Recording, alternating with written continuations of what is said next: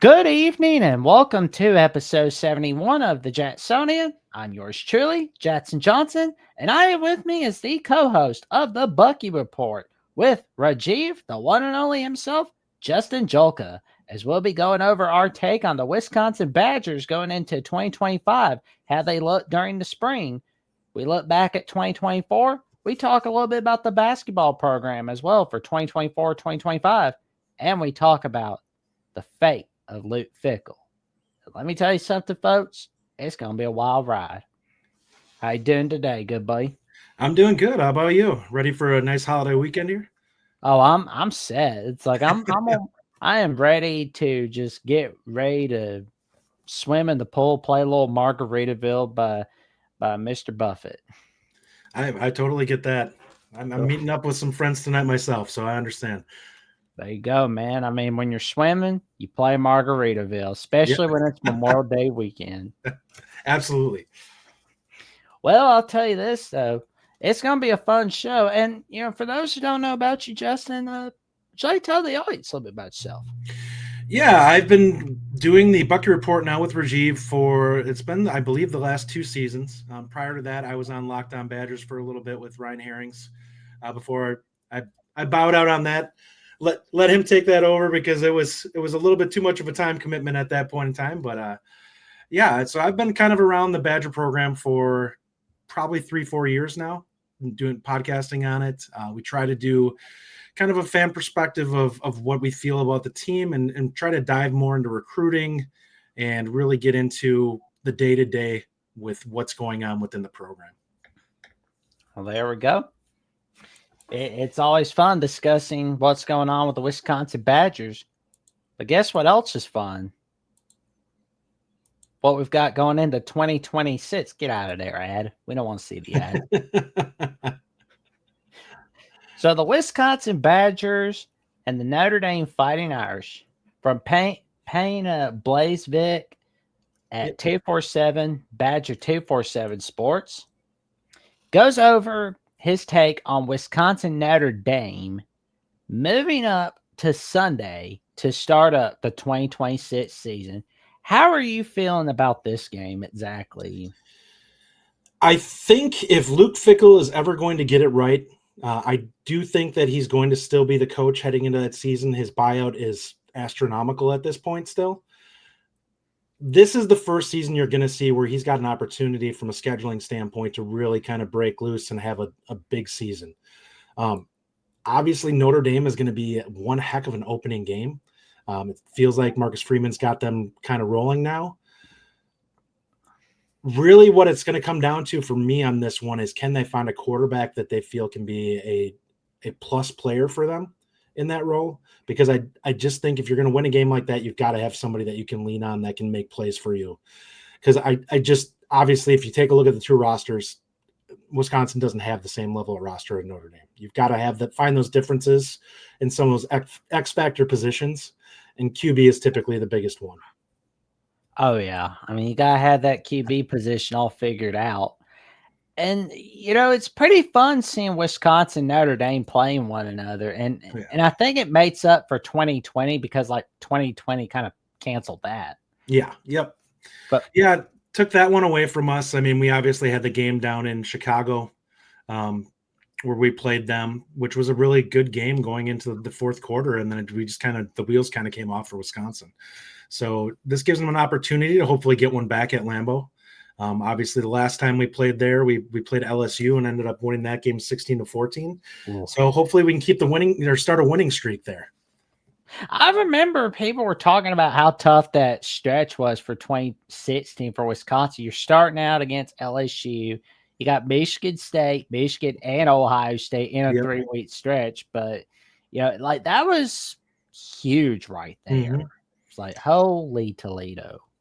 Yeah, we got the advantage of Michigan State kind of having a down year that year. But other than that, LSU was actually pretty good. I think they ended up 9-4 overall. I mean, it wasn't a terrible season for them by any means. It wasn't what they were expecting. I think they were top 5 to start. Yeah, but it wasn't good for Les Miles. Yeah.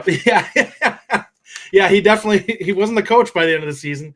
Nope. But it could have been worse. I mean, Yeah, they had big hopes going into that season. And I think that's honestly what his undoing was, is they didn't have the quarterback position figured out at all that year.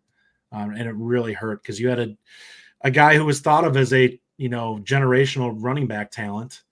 And unfortunately, we had to upset them in that one. There you go. We'll take that one. I thought that was pretty cool, to be honest, like seeing LSU get upset like that. And I think like what really destroyed things for Les Miles was keeping his buddy Cam Cameron for too long. That's why Yeah, it's like if you're hiring someone, you really need to be careful about hiring your friends or family. absolutely. And then part of the way I look at it from a coaching standpoint is you need to be able to. It's fine if you want to have a close relationship with them, but you need to be able to separate and look at this from the standpoint of, are you functioning at a level that is going to make us effective, or are you unable to be able to produce? And we see that too often with coaches, that they hang on to somebody that they don't want to let go simply because they're close to them or they've come up with them. And that can be the undoing of a coach that has a lot of talent at times. Looking at Fickle's a prime example. He brought on Longo as somebody that he kind of liked with Wisconsin, and that obviously didn't go well. Probably hung on to him a year too long. There's some hints going on back and forth on that one that maybe we probably should have moved on after the first year, and that he possibly wanted to. But it just goes to show how big of an impact making the wrong hire can have. And that was absolutely the conditions that happened. That's so far happened with Fickle. It's just you can't seem to get either side of the ball being at the level that you'd like to see him at. Oh yeah, and we're looking back at 2024 Mm-hmm. now. Everybody's looking at Alabama, Wisconsin, that final score. Oh, it was a butt whipping, but it wasn't exactly a butt whipping in the first quarter. For those who remember looking back at it on big noon kickoff. Yeah, I think you could see in that game, the second the quarterback went out for Wisconsin, you could kind of see that deflate them a little bit. I thought the offensive line, honestly, in that game played fairly well for Wisconsin for a large portion of it. Our running back room, I would say last year, was pretty mediocre from the standpoint of what we've seen from Wisconsin's standpoint in the past. Typically, they have some pretty high-level talent in there, and we just didn't have anybody that was capable of being a difference maker last season. And when you got to the backup quarterback, it was kind of over. They just weren't capable of consistently moving the football and kind of taking it away from Alabama. And realistically, that's the only way you're going to win that game. You have to keep the ball out of their hands. You have to hold on to it and really grind clock, because you can't afford to try and play the game to get into a shootout with a team like that. Oh yeah, and we're looking at like USC. But then you had that 3-game winning streak against Purdue, Rutgers, Northwestern, but you end the season on a 5-game losing streak. What happened throughout the rest of this stretch? Sure. So I think what really truly happened with this team, and we saw there were some shortcomings with the defensive line heading into the season, that there just wasn't a ton of depth. And honestly, I think we hit mid-season, roughly around that Penn State game, they just wore down. There was nobody there that they felt they could really rely on going into those games and being able to stop the running game for some of these teams that were more the ground games were their strength. And that was really where Wisconsin kind of fell apart. You notice the games where they looked good, like against Oregon, where they really hung in there, was more of a spread team. They would run the football, but they weren't a team that you would say really truly leaned on the run game to carry them. Wisconsin was fit defensively to play against the spread a little bit better than they were the ground. And that was probably a poor decision in terms of the staff setting up for that season, given it's the Big Ten.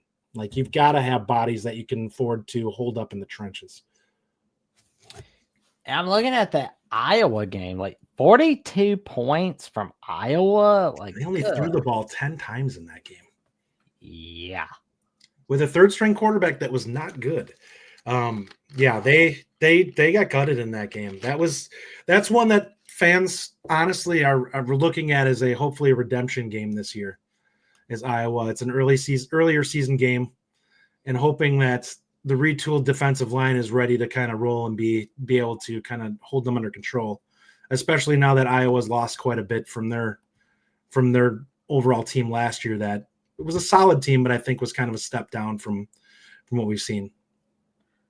Well, and I see that they almost upset Oregon, but then, of course, they lost some of that juicy juice against Nebraska. Because, I mean, it was like they had that long winning streak against the Cornhuskers, but Nebraska showed them who was the boss. Yeah. And we see like Minnesota showing who Wisconsin's boss. Like you would think this was like 1935 Minnesota, but it wasn't. It was mid Minnesota for 2024 showing Wisconsin who's the boss on CBS. I'm like, good grief. That was too violent for children to watch. Yeah.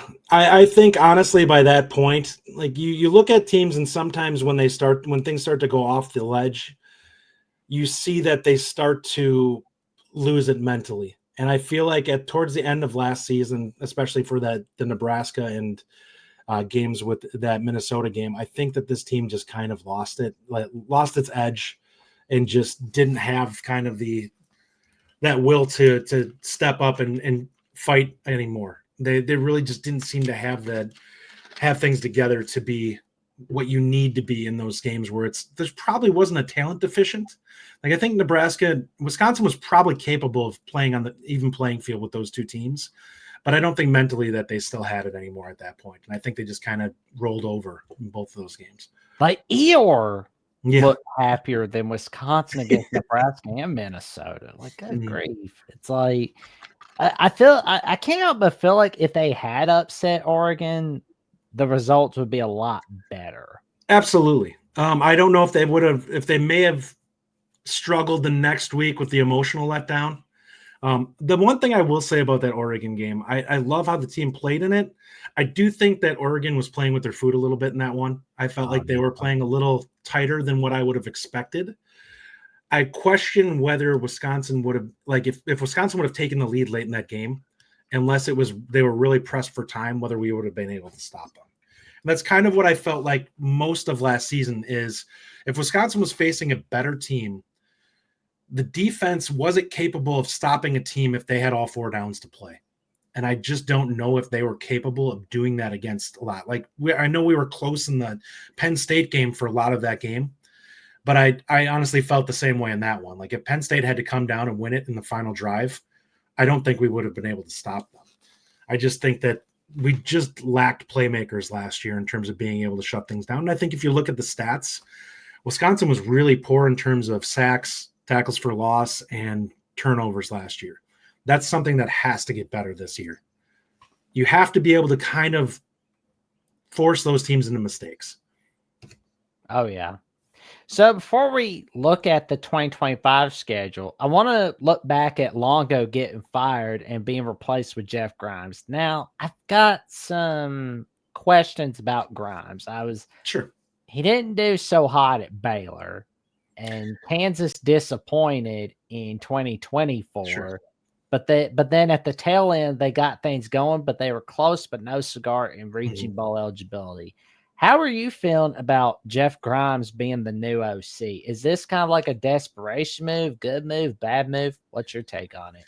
I think it's a good move. I think if you deep dive into the Baylor situation, it's a tough season to look at. It feels like he was scapegoated a little bit there.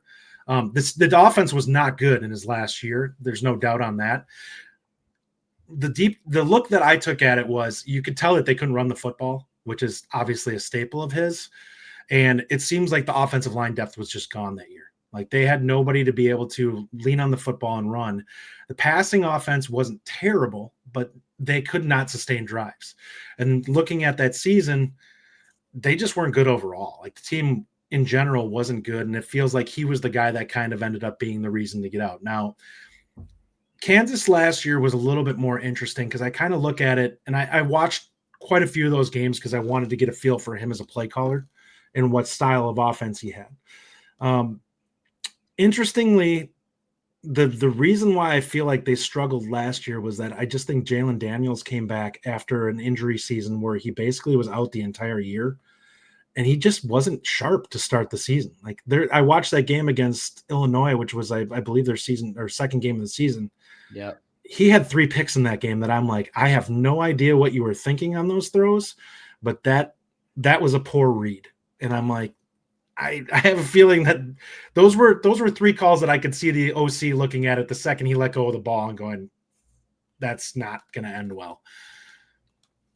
I do think for Wisconsin, realistically, I think he's a really good fit in terms of his style. I feel like he gives a baseline back to this offense that we lacked. One of the things I didn't like about Longo, and this is a perspective that I've had kind of over the last year, I've looked at it and I'm like, I just think that you have the paradigm of offense and you have two ends of the spectrum. And I look at it and I think Fickell was a guy who's more of a run first guy who wants to have balance, but he wants to lean on the run game to be the thing that carries him to that. And I think Longo's just a passing guy. And I think you're never going to catch those two meeting at a point on that spectrum where they were both comfortable, because they're coming from opposite ends, and one of them was always going to be unhappy with the results that they were seeing. So you get Grimes in there as a guy I think that is more aligned from a philosophy standpoint to what Fickell is. He's a gritty guy who wants to be more of a run first guy. I think the run game is obviously a little bit more, it's a deeper run game than what he had previously under Longo. And he deals with deception a lot. There's a lot of shifting, a lot of motion in his offense. And I think that that's something that in the Big Ten you kind of need, because you have teams like Iowa that if you get it vanilla for them, they will tee off on you defensively. They're just too good. They're too locked in and they're too disciplined that if you let them know where you're going to be going, they're going to crush you, because you're not going to be able to execute on a team that's that well drilled. Oh yeah.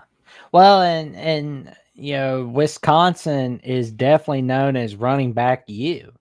So it'd be awesome if we can see them go back to being running back U in 2025. Yeah, I think that that's going to be the goal. Honestly, they have 3 young running backs that I think the staff feels really good about in Dylan Jones, Darian Dupree. Gideon Atuka is probably not going to get a lot of reps this year, but he's a guy that they feel really good about heading into the season. I think if they had to play him, they'd feel good about it. You just hope that you don't have to dig too far into that depth. And you have a guy, an upperclassman in Cade Yakimelli, who averaged over 8 yards a carry last year on limited carries. So I think they have 3 guys probably in Jones, Dupree, and Yakimelli who they feel really strongly about. And I think worst case scenario, if you have to dig into Gideon Atuka, he's a guy who can provide quality reps for you. Yeah, and we've got that 2025 schedule, and Thursday night will be against Miami, Ohio, the cradle of coaches, of course. Yeah, the first couple of games, I think if you're Wisconsin, you look at it and you have to feel pretty good about getting a good start to this season. You got a chance where you should have the talent advantage against both those teams. Miami of Ohio's trying to reload after losing quite a few players coming into this year. So you kind of want to get your feet wet and hopefully get things in a good place heading into that game against Bama. Oh, yeah. I mean, and it's going to be the first time in school history that Wisconsin is heading on over to Tuscaloosa. The previous matchups, of course, have been in Madison, Wisconsin, or Arlington, Texas. The first ever matchup was in 1928, of course, and that was a year before the Great Depression started. And then 2015, well, that was a thrashing of Wisconsin and Paul Chryst's first game as the Wisconsin head coach. And last year, we saw what happened on Big Noon Kickoff. But I can tell you this, if we see Wisconsin, and I'm not saying they will, but if they were to pull off an upset over Bama, that could create a lot of newfound momentum for Fickell. And all those people saying that, oh, he's a bad coach, he sucks, he's terrible, they'll be the same people saying, I always knew he could do it. Oh, as a fan, believe me, I know that. I kind of went through a little bit of that. I was one of the people on Paul Chryst that I started to see the cracks probably a year prior to everybody else, where I was kind of like, this isn't working anymore. And I took a lot of heat for that initially. And then so many people saying, well, no, he's not going anywhere. And then all of a sudden he ended up getting fired the next season. And I'm like, there's a baseline that's there. I think that this program wants to prove that they can do more. And I don't think they want to be a team that can be 8-4, 9-3 in the Big Ten West. And that's acceptable. And some people felt that was, but the people who are real hardcore fans, that's never, if you're reaching that level where you're 9-10 win team, you want to see if you can push that final level and make it to the top and start upsetting the big boys. And I think that's where you kind of get stuck into a spot where it's like, careful what you wish for, because it can take a lot to make that last leap. Oh yeah. Because it was like the moment I saw like 2018, like that whole disappointing season where it was like it started off with losing to BYU, and then like your Who whole had winning Jeff streak Grimes was- as the offensive coordinator. yeah. Oh Lord. and your winning streak as Minnesota ends, where it's like the first time you lost the Minnesota since the dark ages of the internet, where no social media. And that's when I knew, I was like, yeah, you're never going to see a Big Ten title from Paul Chris, and you're not getting to the playoffs as long as you have them. Yeah. I questioned whether he could recruit at the level that would be necessary. Like, there were certain positions you look at in terms of a team being able to make it. And Graham Mertz was a really big recruiting win at the time, but the lack of consistency in QB recruiting was always going to be a problem there. And I think that's honestly is the spot you have to be able to get guys consistently in that room. Like, you can't afford to have one big recruit and then go 3 years where you're getting an average guy or whatever. You need to get quality bodies in there and create competition every year, because you may only hit on one of them. Agreed. And we're looking at the Big Ten slate. Who think we'd be seeing with? I still get confused with Wisconsin, Maryland being a conference game. I mean, people talk about Wisconsin or like Maryland, USC being a Big Ten conference game, but like Wisconsin, Maryland, a Big Ten conference game, really? But in all seriousness, though, yeah, Fickle's on that hot seat, but Loxley, I feel like, oh yeah, he's on death row. Yeah, it's interesting. I don't know what's quite going on with that program, and I don't think that he's a terrible coach, but I also don't think that he's a guy that's going to raise the ceiling of that program at all. So at some point, you kind of look at it and go, what are you doing? I think they need somebody who can get them more consistent, because that feels like the issue there. And obviously the trenches are a tough spot. You look at a place like Rutgers with Shiano, where he's a guy who can kind of establish a certain basement for that team, where you feel like at least they're going to be gritty and play hard every week. And if you catch teams that are kind of in disarray, he's going to be able to upset them. I've never felt that way with Maryland. It always feels like they either have a couple of playmakers on that team, and they always seem to have wide receiver talent, but they never seem like a team that you can look at week in and week out and say, this is what we can expect from that team every time they come out on the field. Well, and honestly, though, where it's like the only reason why we see Loxley coaching at Maryland is because Nick Saban, because like anybody else with a terrible record where you only have 2 wins at New Mexico, nobody would be hiring a guy like that. And the fact of the matter is, like, the guy that hired Loxley is out.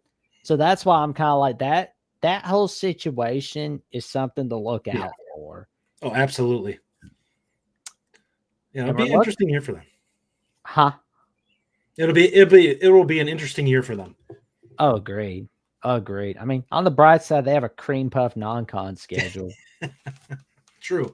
I just wish Maryland would play Virginia and West Virginia every year again. Yeah, you kind of wonder with that. And like you were talking about with Penn State and Pittsburgh, it's like there's some of these games where you just don't want to see them go away, because it's like there is, like, the fans are truly what college football is all about. And those are games that no one wants to see go away. And I've talked about it kind of with Notre Dame. There's not a ton of incentive there anymore for like the teams like Stanford and USC, who have had this long history with them, to say, let's play them in the non-con, because you're going to have tough conference slates. And Stanford probably is going to have more likely, because they'll be ACC. So they're going to have an opportunity to play them no matter what. But USC, if USC gets just a brutal Big Ten slate, what incentive do they have to want to go and play Notre Dame in the non-con, and then have to yet another game that potentially, is a loss on their schedule? Uh, I don't want to use the whole well Pete Carroll wouldn't have bailed out, but Pete Carroll wouldn't have bailed out, Yeah. honestly. And it's like, and I'll be honest with you, I don't care whose fault it is. I Mhm. blame the administration of both schools. I hold them responsible, and I really have nothing nice to say about Lincoln Riley right now. I really don't. And because it's like he didn't want to go to LSU. Mhm. He didn't want to go coach there. When he was asked about whether if he was leaving Oklahoma, he's like, "Well, I'm not leaving Oklahoma for the SEC." He didn't say he was staying. Yeah. He just said he wasn't coaching in an SEC school. Yeah. And he bailed out like before they joined the SEC, but then he goes to USC. He's losing they're losing Notre Dame. And it's like, oh, we don't want to play this game anymore. It's not relevant. It's like horse dung. Horse dung. USC Notre Dame is relevant in the world of college football. I mean, Die Hard reference them. Die Hard. The Godfather Part 2 reference. Mm-hmm. Yeah, I mean, that's one of the traditions is that game.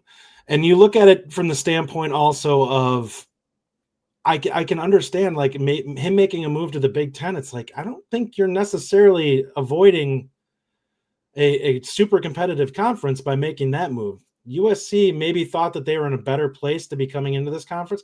Oregon, I think we knew was going to be capable coming in. In fact, I actually thought they would win the conference last year. I did not feel the way about USC. I actually was kind of low on them coming into the season because I just think that there is a cultural issue in that program that you need to establish. And that team is not, it's not as disciplined and it's not as hard-nosed as what you need to be if you want to be in the Big Ten and be productive. You look at every team that tends to be towards the top of the rankings in this league. They're teams that are really built in the trenches and has skill talent all over the place. And I think we've seen USC tends to have skill talent all over the place, but they are not tough in the trenches. And that's something that's been gone for a long time now.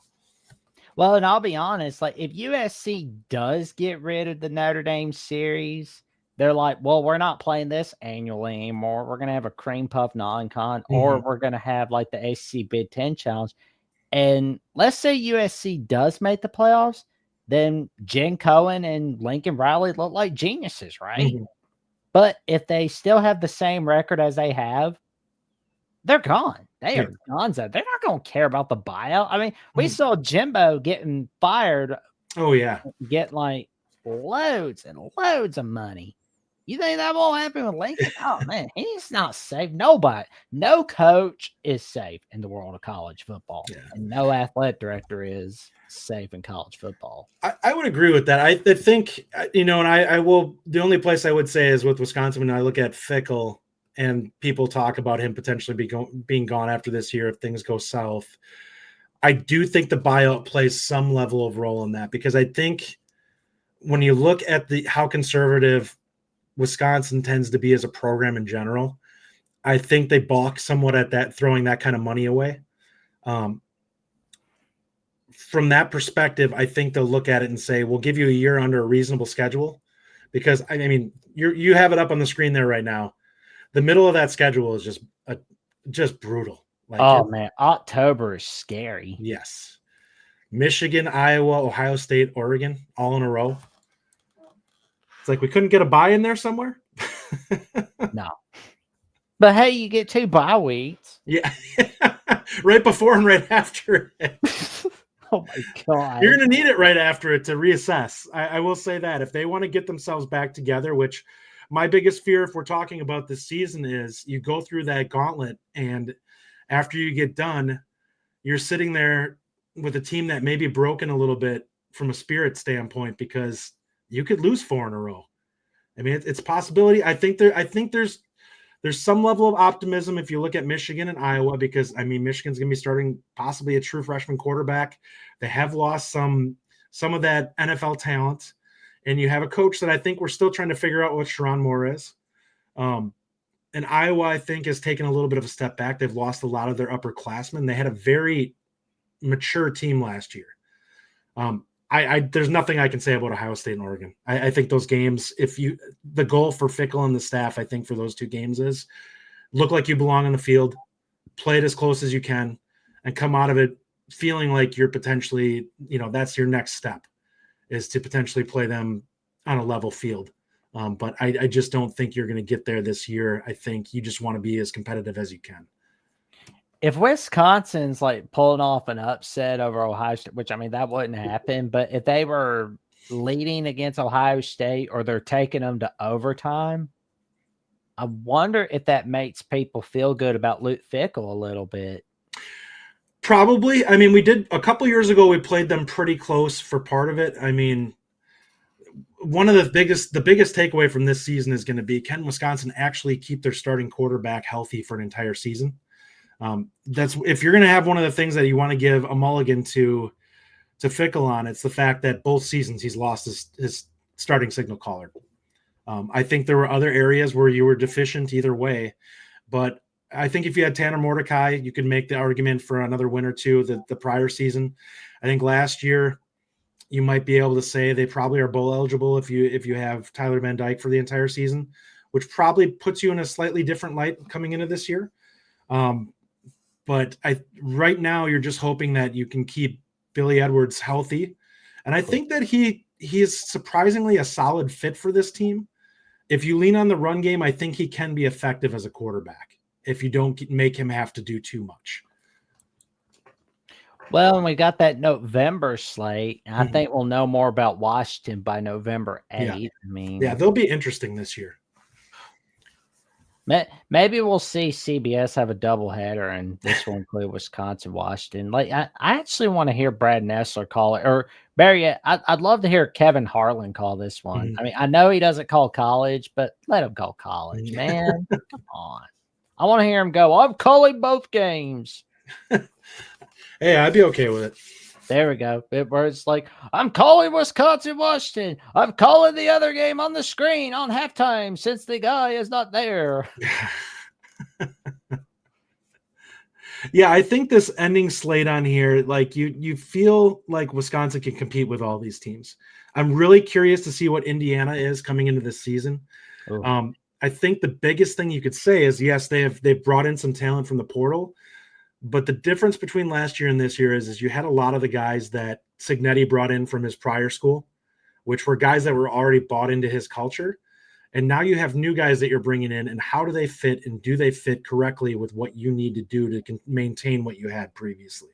So it'll be interesting to see if he can kind of keep everything as cohesive as it was last year. And Illinois, I see them ranked as high as they are. I'm just not as big on them as some people are. I feel like they lost quite a bit. Huh? Like Heather Dinich. I mean, they lost their starting running back. They lost their two starting wide receivers. They were not great against the run last year. If you look at that Kansas game, I know we talked about that one earlier. They gave up like 200 plus yards to Kansas in that game. Yikes. And if that quarterback doesn't throw the ball around, they probably beat Illinois. So if you're Wisconsin going into that game, I think you're truly wondering how much depth they have on that defensive line. Can you control the ball, and can you take the game to them physically? Because I actually think Wisconsin's offensive line is a little thin this year, and it's very young, but I do think it has talent, and I do think that they're going to be able to effectively run the ball most of the season. Well, I'm looking at the series history of Wisconsin, Illinois on Winsipedia. And and of course we saw like the last matchup in 2023. That was a dogfight. Wisconsin winning that one. But it's like ever since Brett Bielema came into town, like it's been a close series. But Lovie Smith's fourth season, 2019, I remember watching that on Big Noon Kickoff in my room. I was watching Wisconsin, Illinois, and I'm like, holy Toledo, Illinois is pulling off the upset over Wisconsin. Man, they really need to leave Lovie Smith alone. Thank goodness they won that one. Yeah, that probably was one of the most frustrating Paul Chryst games in my history of watching him, because if you look at the final play, the final interception that kind of broke Wisconsin in that game, they had run that play several times throughout that game, and it was just at some point you go to the well too many times, and you have to be really careful with the passing game. And basically you had a guy that jumped off the route that he was supposed to be covering because he saw what he was looking for and ended up making the pick. Oh, yeah.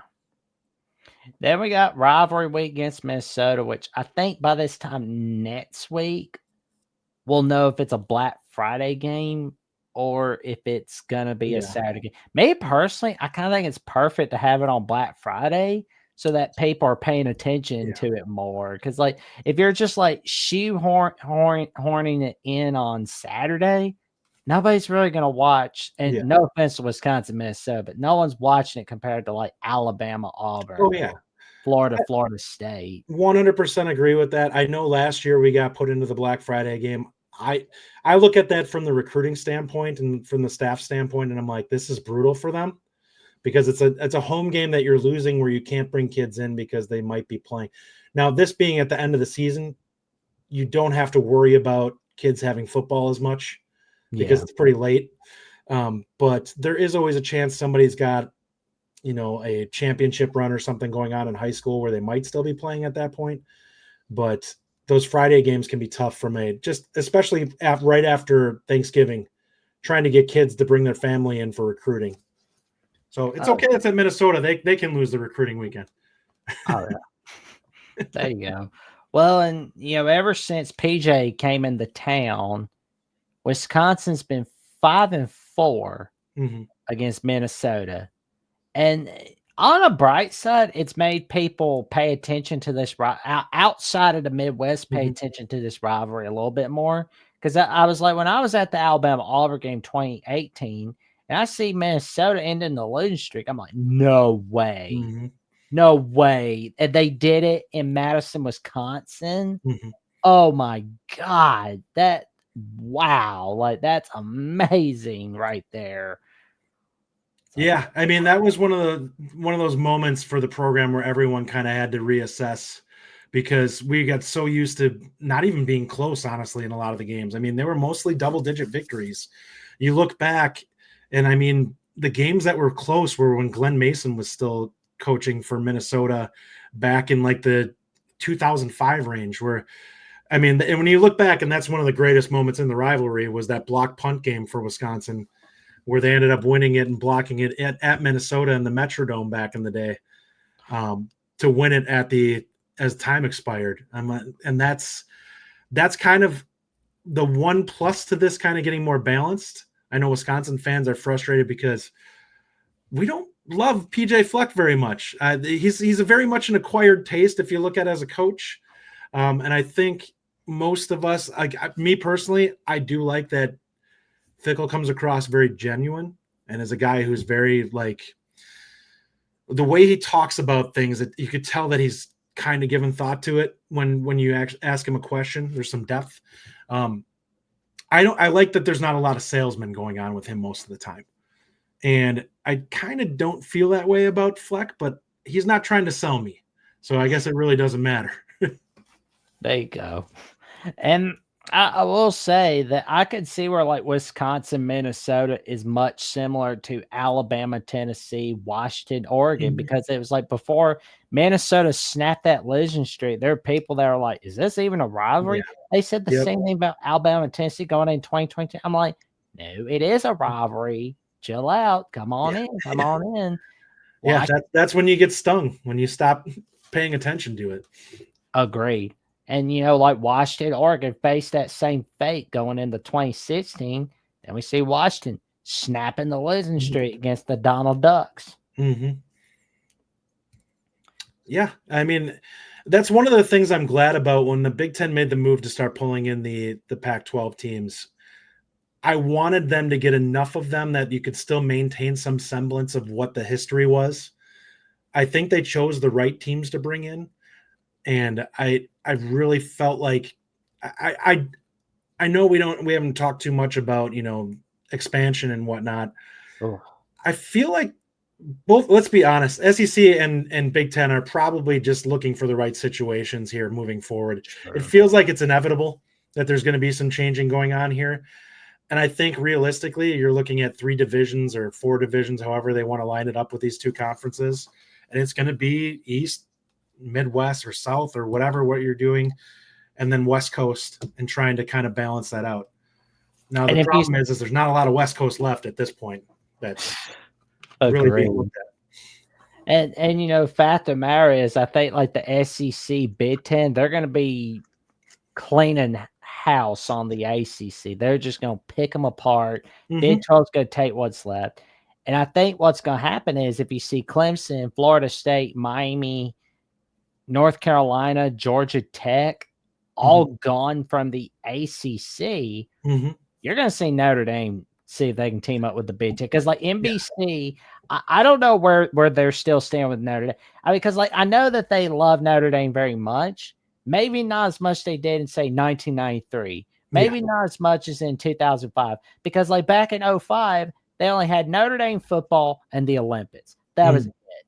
But now NBC has Sunday night football since Hmm. 2006. They're coming back to having the NBA starting in Hmm. 2025. They're potentially going to take Major League Baseball. Oh yeah. I think they got no, they don't have National Hockey League, but They have the Big Ten is on there too. They're one of the they're part of that media rights deal where they're kind of in a round robin with CBS and Fox to steal games too. oh yeah, and I believe they're going to air the Big Ten title game 2026. Okay. So that's pretty much it. But they kind of got the crappy end of the deal because like Fox is getting most of them, Hmm. CBS only getting a couple, NBC's only getting one. Yeah. That's And not right. I'll get on my soapbox. I'm not a big fan of big noon kickoff. I want to see these big matchups competing against the SEC and just say, if it's a good game, it's a good game. Fans will watch. I just don't see. To me, I think all of us want to see those night games. I just think that the atmosphere, we'd all agree, when you watch a game when the lights are on at night, it's just different than watching a big game at noon. It's just not the same level of energy that you see when things get crazy. When people have kind of been, let's say getting their drinks in earlier in the day and kind of getting wild and ready to be fanning it up, kind of like the NFL. It's the same thing there. You see those night games kind of take off a little bit because people have been kind of partying it up and getting ready to get into the stadium. It's hard Oh, when you've just had breakfast. well, me personally, I'm kind of like I don't care what time. I Yeah. don't care. I don't care if a college football game's at the butt crack of dawn. I'll watch Oh if I yeah, have. I'll watch. Yeah, but they're not looking for us though. We're watching no matter what. I feel like they're trying to appeal to casuals and not to like Probably. everyone that loves college football. Yeah, It I would agree with that. And I've talked about that. Like we had a big discussion on the Big Ten doing new light, or I'm sorry, Wisconsin doing new lights in their stadium, going to the LEDs, kind of like a lot of the SEC schools have, like South Carolina and them. And people were saying, well, I don't care about this. This is something I just want to see the football. And I'm like, yeah, but if you're a family there with your 8-year-old kid who's trying to establish a love of college football, seeing some of the cool things they can do from a stadium atmosphere stuff, I'm like, that's the type of stuff that makes you a fan for life. oh yeah, agreed.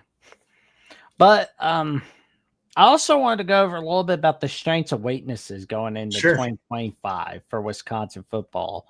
What's something we need to look out for when we're watching like Wisconsin Middle Tennessee if we're putting that game on a parlay sheet or if we just won't watch Wisconsin football for the fun of it on week 1?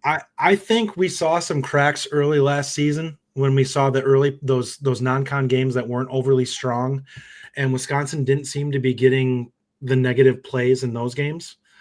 The biggest thing for me that I'm going to be paying attention to is, number one, do they look like they can stop the run? Because I think last year they struggled with that against most teams. It was really inconsistent. I think they should be able to dominate those teams. They should look much better.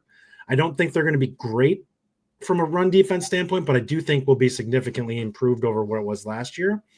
But the big thing for me is, can they get the tackles for losses? Can they get the sacks? And can they force some turnovers? Because turnovers was a major issue for this defense.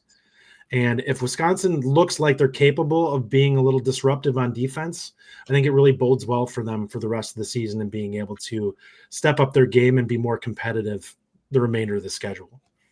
Oh yeah. I mean, you gotta have something really big happening, but like you gotta make sure like any issues you got now, start with irons hot because Mhm. once you got Alabama on week 3, You're ready. You're rocking and rolling. The other one I will say is offensively, there's no way around it. This team is going to be leaning on the run as the primary focus for them. And we need to see that it's improved over where it was last year. I think that they were inconsistent, and I think they struggled. They really pass blocked well for the offensive line, but from a running standpoint, they really struggled to be able to get those consistent runs in that 5, 6, 7 yard range. And that is an area that we need to see vast improvement. Like if you get those runs, it will lead to the bigger runs.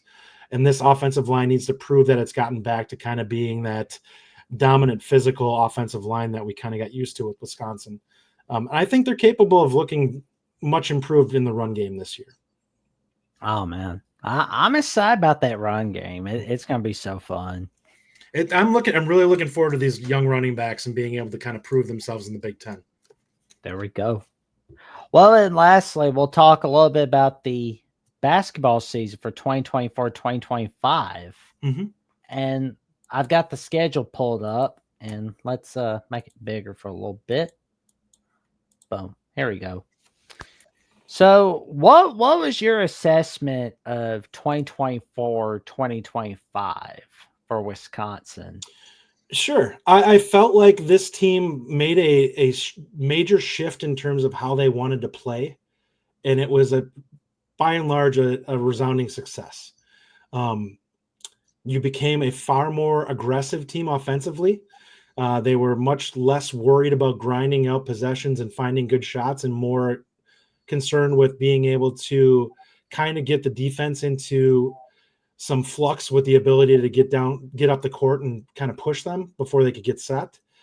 And you had some guys that were just capable of being super efficient individually. John Tonje was great this last year. Blackwell was also incredible in terms of scoring. Both of those guys were really good at getting to their spots and creating easy shots for themselves, or shots that were at least you're okay with them taking. And I feel like that's something that in the past you maybe tried to force some of those things too much. It was much more fluid this last season in terms of what they were trying to do. It was more cohesive, felt like it was a coherent offense that they were trying to do. It was a lot more 5 out. I feel like that's where this team is going long run. They want to have 5 guys that can shoot from the perimeter. One thing I will say, one of the things that's an area of weakness from this season was we definitely needed to see a little bit more athleticism and defensive talent than I think we were capable of putting on the floor, which I think was the shortcoming of the team. And you saw that in a BYU game where Wisconsin ended up losing by 2. They just weren't capable of stopping the BYU Cougars from getting downhill. And they got to the rim pretty much at will in that game. And it's why you had an incredible shooting game and still couldn't pull it out. Oh man. And it's like, and to think people were wondering, see what BYU is going to be with their new head coach at that time, this time in 2024. Yeah, and now they're splashing the cash this next year. It looks like they're really making a run for it. Oh man, I'll tell you this though, it's like BYU Utah's pretty heated. Like we had a Utah guy calling in on the Alabama College show Thursday night. He was they've come at each other a few times. It's surprising. It just goes to show we get kind of locked in on our teams, but there's a lot of rivalries out there that maybe we don't pay as much attention to. That one's a big one. Those teams don't like each other. Oh yeah. Well, and it's like every team, like our teams included, we've all got that one fan that makes it cringy for the rest of us. They start saying stuff, and it's like there's not a lot of depth to what you're saying. You're making us all look bad, like we're just nuts. Oh man, it's like we had like one guy that's like a Buckeye fan, which he watches which I don't want to say his name, but he was like calling, like he looked like a broken man mentally. I swear, like he was like that. Michigan has just ruined college football for me. I'm like, well, you got a title, so it can't be hurting that bad anymore. No, he's still he looked like even with the loss or the win, huh? He looked like he was paying alimony, or he found his wife doing something. Honestly. Yeah, I mean, I guess I can understand that to a point. You won all the games that mattered except for that one, which they pretty much put on a pedestal above everything. I still don't understand how they lost that game. In all honesty, I'm sure you feel the same way with Bama for that game in the bowl game. It's like, what's going on here? Like, Michigan just didn't make a lot of sense to me last year. I didn't feel super strongly about them going into that season simply because they lost a lot.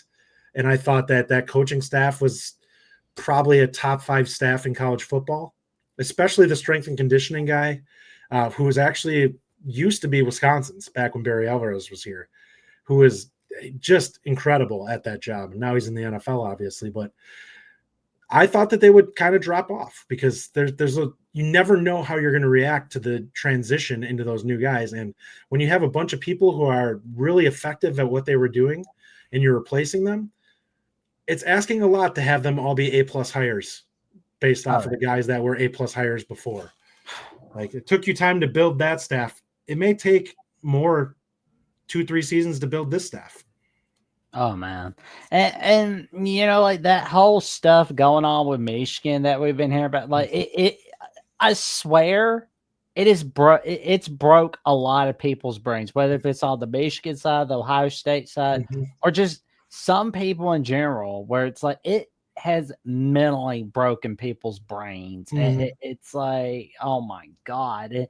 I'm just kind of, I don't know about you, Justin, but I'm just kind of like, just tell me whether we see punishments or firings or we don't. Like, just tell me now. Don't wait for a slow news day. Just tell me now. Yeah. I wish, and I know there's litigation, that's always the risk and what they're concerned with, but it's like, I wish we could get past that and just hand it down and just be done with it. I'm sure they're doing an investigation, but how long does that take? In all honesty, like, I'm sure there's quite a few documents you guys need to go through, but does it really take you a year to go through all that stuff? It kind of feels like this is what happens when they don't have a ton of really incriminating stuff. And so they're just kind of like, we're going to sit on this and drag it out. And then eventually we'll just give them whatever. Kind of like what happened with North Carolina when the classes thing happened there. And it was a super big deal at first. And I think it ended up dragging out a couple of years with that too. And then suddenly really nothing happened.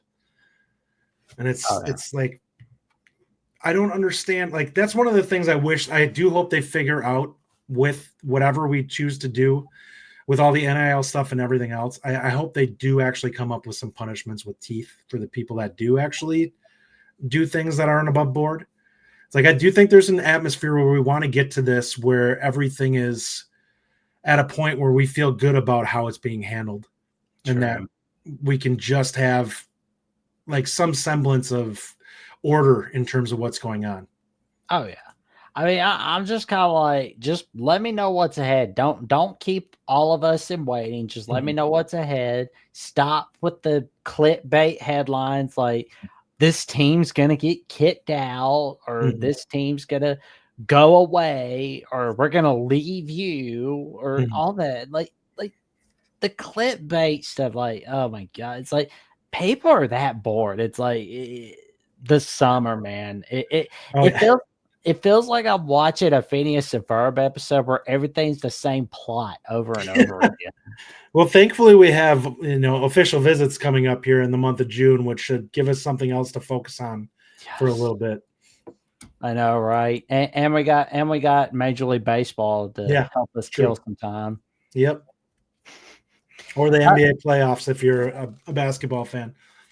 I hope the Pacers and the Thunder meet one another, or Pacers, Timberwolves. I don't care. As long as the Pacers make it to the finals at this point. I don't want to hear about the Nets. Like, it's like the Pacers are one of the best teams in the Eastern Conference, and yet all you're talking about is the Nets. I don't care. Yeah, I think it's been so long since the Knicks were actually relevant that they're struggling to not make them a story, especially when they knocked off the Celtics, who kind of felt like they lost a little bit of that edge to them that they had last year when they won it. So we'll see. I think it's going to be a good series. I think the two teams are I think the games will be close. I think you're probably right. The Pacers probably end up winning it. And there'll be an interesting matchup for whoever comes from the West because while I don't think they're incredible defensively, I do think that they can score enough that it makes you really uncomfortable if you're the other team. Oh yeah, and if we see the Pacers making it, I know just exactly what ESPN is going to do. They're going to treat it like how they did the 2023 World Series. They're whining, crying about the Diamondbacks, the Rangers are playing each other. It's like that's good. That's good business when you have small market teams playing one another. It tells everybody else, hey, you got a chance. You can beat them. Exactly. That boosts up everything. I mean, the Brewers are a prime example of that as a small market team. They've made the playoffs. Now they obviously haven't challenged for the World Series, but they've been making the playoffs for 6 years, something like that. Oh yeah, they're consistently going in. Now they're probably not making it this year, but yeah, they've kind of figured out a model to figure their way into the playoff on a year in year out basis, and I think that's good for baseball. Yeah. Teams want to feel like there's some variety to it. We don't want to see the teams that are spending the most money every year being the ones that make it in there. That's the one thing I will say with baseball that they've done right is as much as you'd like to see some of those young guys probably be able to shift around a little bit more, at least in the players, from the player standpoint, it's probably good that they are forced to play on some of these teams and up the talent level for them. So they have an opportunity. Like you look at the Tampa Bay Devil Rays and stuff like that, where those are some of the great seasons to watch. Like those young teams that they had was awesome watching them because it's like, this is different. We're not used to seeing this. Oh yeah. Well, and I'll say this: I'd like to see the Brewers win a World Series. Even though I'm a Braves fan, I still would like to see the small guys try to get one every now and again. Hey, I'm a sucker for the underdog. And we had a couple of guys. I mean, they got Jackson Churio, who was a stud last year, and then they got a kid named Jesus Made Madi, I believe, who is one of the top guys in the minors, who they have a chance coming up at shortstop. So they're starting to stockpile a little talent. It might take a couple of years for them to really be pushing it, though. Oh, there we go, man. I'm looking forward to seeing what happens. I'm hoping the Braves can take the NL East again. Like that would be cool, but we'll wait and see. Mm-hmm. And I'm just hoping they don't look sloppy in June, July, because they do. I'm probably going to be having some hissy fits and probably bring back the Lockdown Braves host Jake for a venting session. Well, they're one of my teams. My aunt lives down there, and they were one of my favorite teams to watch back in the TBS days when they had Glavine, Maddox, and Smoltz out there pitching. Man, Greg Maddox is my dude. Like, there's never a pitcher I've watched that I've enjoyed watch pitch more. Man, that he was amazing. Like, he was amazing, and even though, like, as much as I hate seeing the Braves lose, there was one game that I have great memories of seeing. This was in May 2004, and I heard Skip Carey calling this game on TBS. It was the Diamondbacks and the Braves, where Randy Johnson threw a perfect game. He was one of the other pitchers for me. Watching him throw that slider was just filthy. Ooh, the big unit. You do not mess with Randy Johnson. He's got a mean stash. He also is the bird killer. Oh yeah. Like, took all his feathers off. Like, where's your feathers? Randy Johnson threw a pitch at me. Well, Justin, for those who don't know about you and want to learn more about the Bucky Report, what do you and Rajiv have going on? Yeah, I mean, we'll probably do a show. We'll have a live show this Sunday night where we'll talk kind of about what's transpired over the course of the week. We typically will just do some normal off-season discussion. And basically, we will be early next year starting our previews for the official visit season. We'll dive through all the players that they're going to be having in on the official visits, kind of give a little rundown on each of those players and what to expect there, what the odds are of the team being able to bring them in. We might bring in Nick Osen from 247 Sports to have him go over it with us. So we will be diving into that, and then pretty much start our Know Your Foe series coming up here soon, where we'll start to go through the teams we're going to play this season.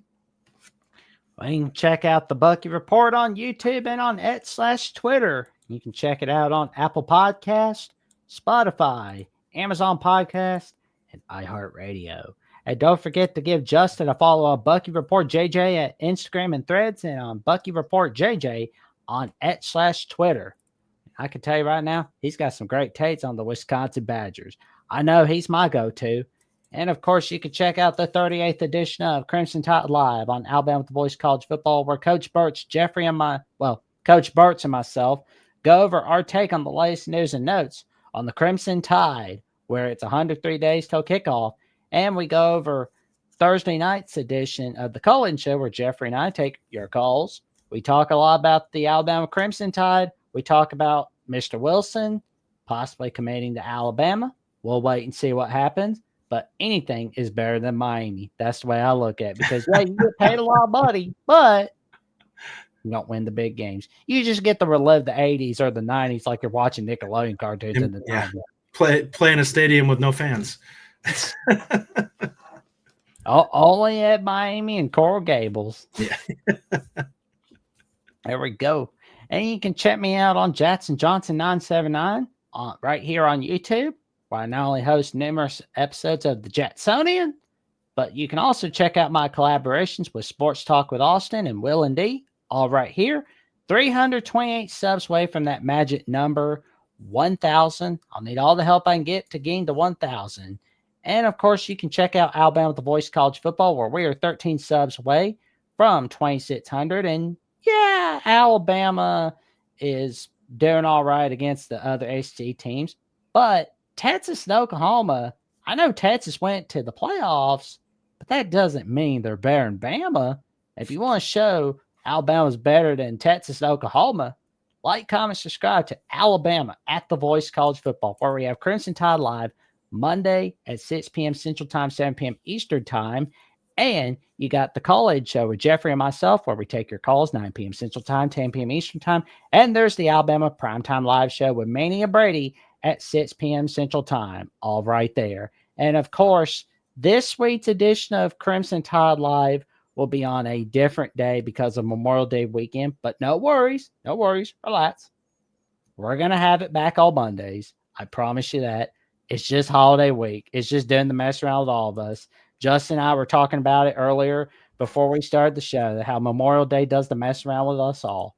Mm-hmm. And if you want more updates on who's going to be on the Jacksonian or who's going to be on Alabama Boys College Football, and if you also want to check out my weekly calls on the Paul Feinbaum Show, where the weekends are full of surprises, check me out on Jackson VOCFB on X/Twitter and on Instagram and Threads, Jackson Johnson 543908. But if you don't like X or Instagram for some reason, check me out on Blue Sky, where my good friend Mike Debate says, where the skies are blue, on Jackson Johnson 997 at Blue Sky Social. And with that being said, like, comment, subscribe, click on the notification bell so you never miss another video or another episode of the Jacksonian whatsoever. And we will see you soon. Have a happy Saturday night and have a happy weekend, everybody.